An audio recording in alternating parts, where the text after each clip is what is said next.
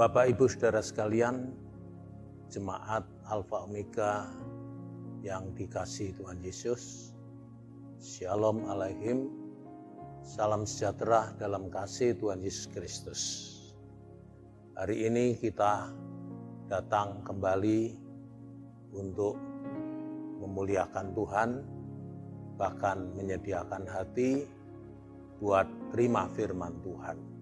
Karena itu mari kita awali dengan berdoa sejenak. Bapa kami yang di surga, dalam nama Tuhan Yesus Kristus, saat ini kami menyediakan hati kami untuk menyambut firman-Mu Tuhan, karena firman-Mu roti kehidupan buat kami selaku umat ketebusan Tuhan. Berfirmanlah, kami mau sambut firman-Mu dengan segala kerendahan hati, dalam nama Tuhan Yesus Kristus. Haleluya. Amin. Bapak Ibu Saudara sekalian, kita terus bersyukur menjalani hidup ini, karena hidup ini sesungguhnya adalah anugerah daripada Tuhan, kemurahan daripada Tuhan. Nah, ketika bicara kemurahan Tuhan, apa wujudnya? Wujudnya ya kebaikan-kebaikan Tuhan yang tidak bisa kita hitung, saudara-saudara. Sebagaimana Daud di dalam kitab Mazmur pasal yang ke-40, Daud dalam kitab Mazmur pasal yang ke-40 ayat yang ke-6, di sana dikatakan begini, "Banyaklah yang telah Kau lakukan ya Tuhan Allahku, perbuatanmu yang ajaib dan maksudmu untuk kami, tidak ada yang dapat disejajarkan dengan Engkau. Aku mau memberitakan dan mengatakannya, tetapi terlalu besar jumlahnya untuk dihitung." Bapak Ibu Saudara sekalian, di sini kita membaca betapa kebaikan Tuhan itu terlalu besar jumlahnya, sehingga tidak ada manusia yang bisa menghitung. Baik kebaikan-kebaikan yang bersifat umum, yang berkaitan dengan semua ciptaan Tuhan, alam semesta ini, semua mengalami dan menerima kebaikan Tuhan, dan terlebih-lebih ciptaan Tuhan yang namanya manusia ini. Secara umum manusia menerima begitu banyak kebaikan Tuhan. Matahari yang bersinar untuk orang baik, bahkan juga untuk orang jahat. Udara, O2 yang kita hirup, ini disediakan Tuhan, merupakan kebaikan Tuhan yang tidak ternilai. Dan ini untuk orang baik, orang jahat, orang percaya, ataupun orang ateis sekalipun. Ini kebaikan-kebaikan secara umum ada begitu banyak yang bisa kita ceritakan atau bicarakan. Termasuk kebaikan Tuhan yang berkaitan dengan tubuh, jiwa, dan roh kita ini. Tapi saat ini tentu kita akan lebih fokus pada kebaikan Tuhan yang bersifat khusus, yaitu kemurahan Tuhan yang terpenting dan terbesar dalam hidup ini. Kemurahan Tuhan yang membawa manusia ini kepada keselamatan dan kehidupan kekal, bahkan kehidupan yang dipermuliakan. Itu sebabnya di dalam surat Titus pasal yang ketiga, kita membaca di sana, surat Titus pasal yang ketiga ayat yang keempat dikatakan begini, ayat 4 dan seterusnya. Tetapi ketika nyata kemurahan Allah, Juru Selamat kita, dan kasih-Nya kepada manusia, pada waktu itu Dia telah menyelamatkan kita, bukan karena perbuatan baik yang telah kita lakukan, tetapi karena rahmat-Nya, oleh permandian kelahiran kembali dan oleh pembaharuan yang dikerjakan oleh Roh Kudus yang sudah dilimpahkannya kepada kita oleh Yesus Kristus, Juru Selamat kita.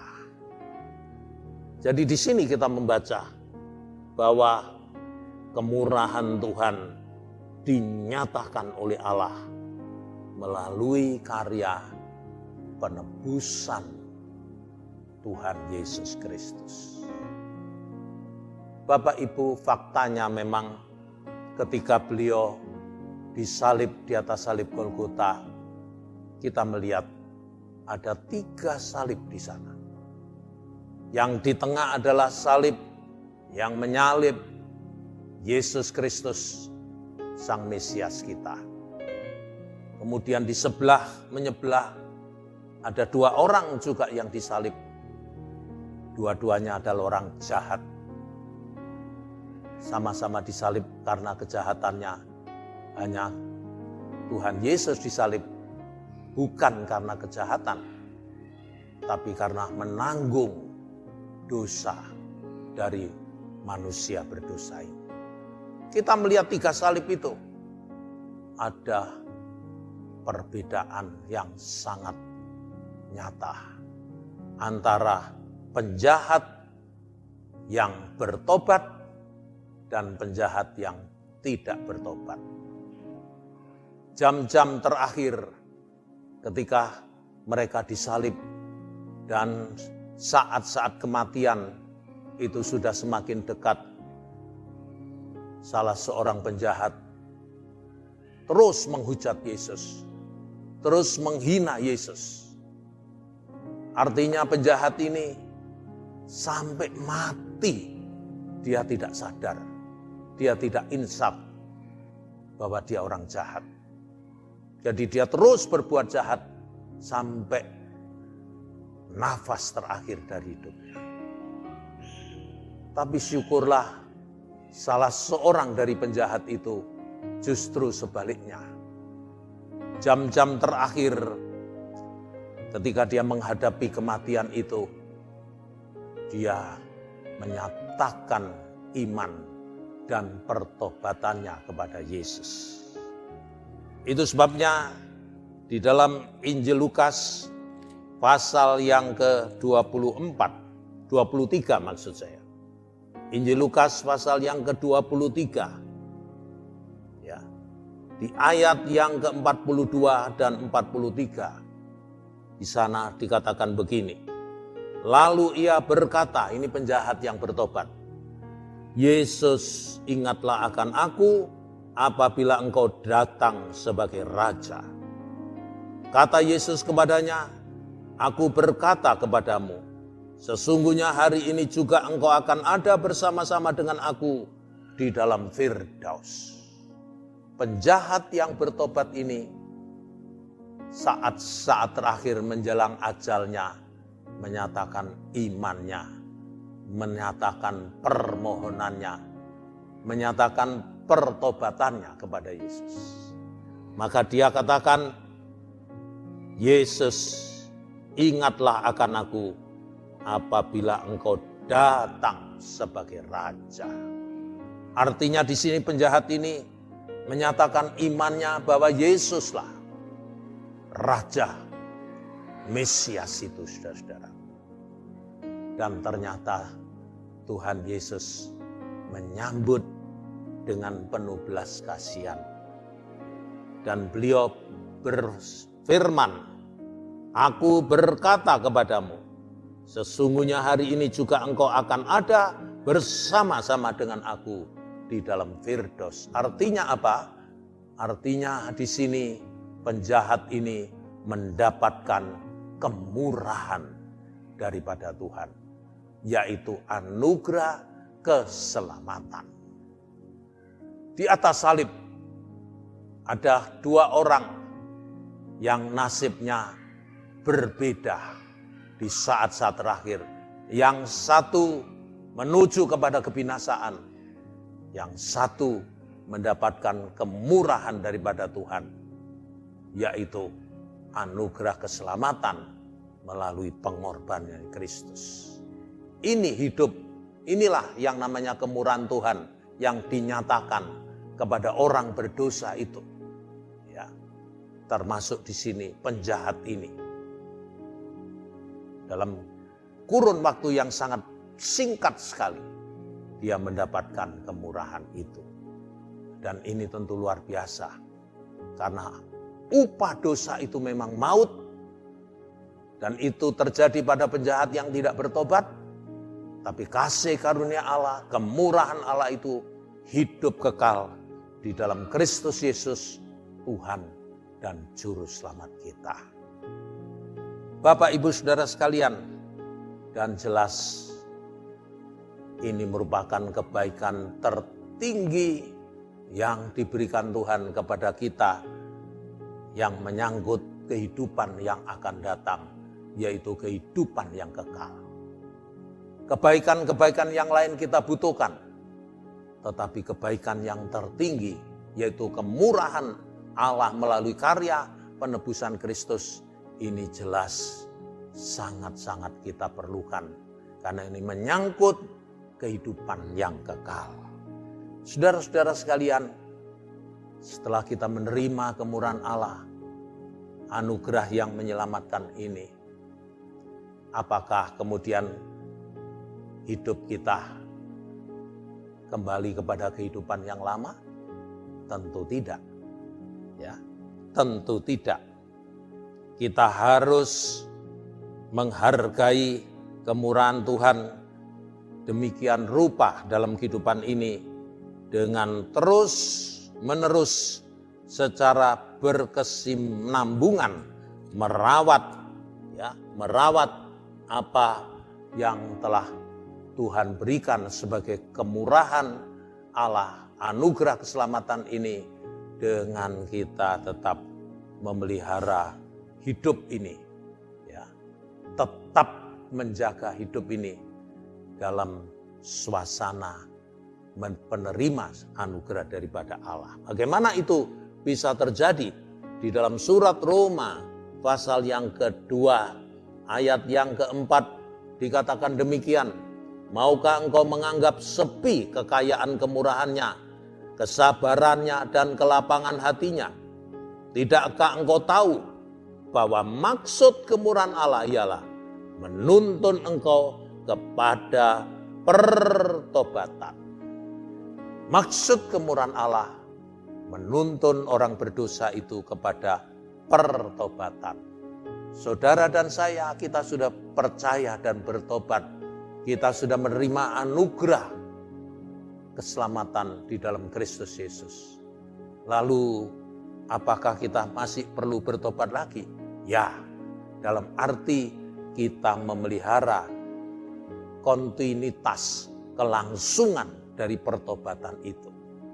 Pertobatan itu harus kita rawat terus, kita pelihara terus, sejalan dengan anugerah yang sudah kita terima, keselamatan yang kita terima. Kita tidak boleh kembali kepada kehidupan lama, kehidupan yang tidak bertobat itu. Kita harus memulai kehidupan baru, normal baru, meminjam istilah normal baru. Itulah kehidupan baru, kehidupan di dalam iman dan pertobatan yang berkesinambungan. Kalau ini yang kita lakukan, maka anugerah itu menjadi milik yang permanen di dalam kehidupan kita. Berikutnya, kemurahan Allah memang diberikan kepada kita dengan maksud yang teramat sangat penting, sebagaimana dalam surat Titus pasal yang kedua ayat 11. Titus pasal 2 ayat yang ke-11 sampai ayat 12 dikatakan, karena kasih karunia Allah yang menyelamatkan semua manusia sudah nyata. Ia mendidik kita supaya kita meninggalkan kefasikan dan keinginan-keinginan duniawi, dan supaya kita hidup bijaksana, adil, dan beribadah di dalam dunia sekarang ini. Jadi kemurahan Allah yang menyelamatkan hidup kita ini ya dimaksudkan supaya kita meninggalkan kefasikan. Ia mendidik kita supaya kita meninggalkan kefasikan. Seperti yang saya katakan tadi, kita tidak boleh kembali kepada kehidupan lama. Normal lama kita harus buang dan tinggalkan. Dan hidup dalam normal yang baru. Yaitu kehidupan baru yang terus-menerus ditandai dengan pertobatan. Tidak ada lagi tempat buat yang lama. Buat segala macam dosa dan kejahatan. Tapi yang ada adalah hal-hal yang berkaitan dengan yang baru. Kebaikan-kebaikan sebagaimana itu yang dikehendaki oleh Tuhan. Ya, puji Tuhan. Sebagaimana dalam Titus pasal 3 ayat 7 mengatakan begini, supaya kita sebagai orang yang dibenarkan oleh kasih karunia berhak menerima hidup yang kekal sesuai dengan pengharapan kita. Perkataan ini benar dan aku mau supaya engkau dengan yakin menguatkannya agar mereka yang sudah percaya kepada Allah sungguh-sungguh berusaha melakukan pekerjaan yang baik, itulah yang berguna. Itulah yang baik dan berguna bagi manusia. Inilah kehidupan baru, yaitu perbuatan baik yang berguna bagi manusia. Berikutnya, sebagaimana dalam surat Titus tadi, tidak hanya meninggalkan kefasikan dan keinginan duniawi, tapi supaya kita hidup bijaksana. Sudah saatnya kita tidak boleh jadi orang yang bodoh. Waktu ini, waktu terakhir, hari-hari terakhir, masa ini merupakan masa yang jahat. Karena itu jangan kamu bodoh, kata firman Tuhan. Hendaklah kamu bijaksana. Orang yang bijaksana itu adalah orang yang mengerti kehendak daripada Allah. Orang yang bodoh itu hanya mengerti kemauannya sendiri, keinginannya sendiri, hawa nafsunya sendiri, yang membawa kepada kebinasaan. Tapi orang yang bijaksana itu adalah orang yang semakin hari semakin mengerti kehendak Allah. Ya, ini yang dikehendaki oleh Tuhan. Ini yang memang harus kita kerjakan dalam hidup kita, menjadi orang-orang yang hidup bijaksana, adil. Adil itu juga berarti benar. Ya, hidup di dalam kebenaran. Kita harus terus hidup dalam persekutuan dengan firman Tuhan. Karena firman Tuhan itu kebenaran yang akan membimbing kita, yang akan membuat kita semakin mengerti, semakin memahami, semakin bertambah-tambah di dalam kebenaran daripada Allah. Dan bahkan kita dididik untuk menjadi orang-orang yang rohani, beribadah di dalam dunia ini. Itu bicara orang rohani. Ya, orang rohani adalah orang yang selalu rindu, ya, hidupnya semakin dekat dengan Tuhan. Beribadah, punya kehidupan ibadah yang semakin layak dan berkenan kepada Tuhan. Dan kalau itu yang kita kerjakan, kita akan lebih lagi mengalami, menikmati kemurahan Tuhan yang luar biasa dalam hidup ini. Sebagaimana pemazmur, ya, pemazmur yaitu Daud di dalam Mazmur pasal 27 ayat yang keempat menulis demikian, oleh ilham roh menulis demikian, satu hal telah ku minta kepada Tuhan, itulah yang ku ini, diam di rumah Tuhan seumur hidupku, menyaksikan kemurahan Tuhan dan menikmati baitnya. Daud sangat merindu diam di rumah Tuhan. Artinya dia rindu untuk terus beribadah kepada Tuhan. Hidup dalam persekutuan di bawah kaki Tuhan. Kemudian dia akan menikmati baitnya, kehadiran Tuhan, dan menyaksikan kemurahan Tuhan. Marilah kemurahan Tuhan yang luar biasa dalam hidup ini terus menerus kita saksikan dalam perjalanan hidup kita sampai Tuhan Yesus datang kembali. Karena memang tujuan kita dididik itu pada akhirnya adalah supaya kita sampai kepada kedatangan Kristus yang kedua kali. Kalau saya kembali kepada surat Titus tadi, ya, di mana kita dididik meninggalkan kefasikan dan keinginan duniawi, supaya kita hidup bijaksana, adil, beribadah di dalam dunia ini. Lalu ayat 13 mengatakan, dengan menantikan penggenapan pengharapan kita yang penuh bahagia dan penyataan kemuliaan Allah yang maha besar dan juru selamat kita, Yesus Kristus. Kalau ini yang terjadi, sangat indah sekali. Kita akan menjadi umat ketebusan Tuhan yang memang sudah siap sedia untuk menyambut kedatangannya yang kedua kali. Mari kita berdoa. Terpujilah nama Allah kami di dalam Tuhan Yesus Kristus yang kemurahannya, kebaikannya, anugerahnya demikian luar biasa dalam hidup kami, sehingga kami sadar hidup ini semata-mata karena anugerah Tuhan, karena kemurahan Tuhan. Dan kami rindu terus menyaksikan kemurahan Tuhan sepanjang jalan kehidupan ini sampai bertemu dengan Engkau ya Tuhan Yesus. Terima kasih, biarlah firman Tuhan menetap di dalam hati kami masing-masing, sehingga firman-Mu menjadi pelita pada kaki dan obor pada jalan yang kami lalui. Terima kasih Bapa, di dalam nama Tuhan Yesus Kristus kami mohon doa ini saudara, angkatlah tangan-Mu, tadakan ke atas serta terimalah rahmat, berkat dan anugerah dari Allah Bapa, cinta kasih pengorbanan Kristus Sang Putra, persekutuan kekuatan dan penghiburan oleh Roh Kudus beserta kita mulai saat ini sampai Maranatha.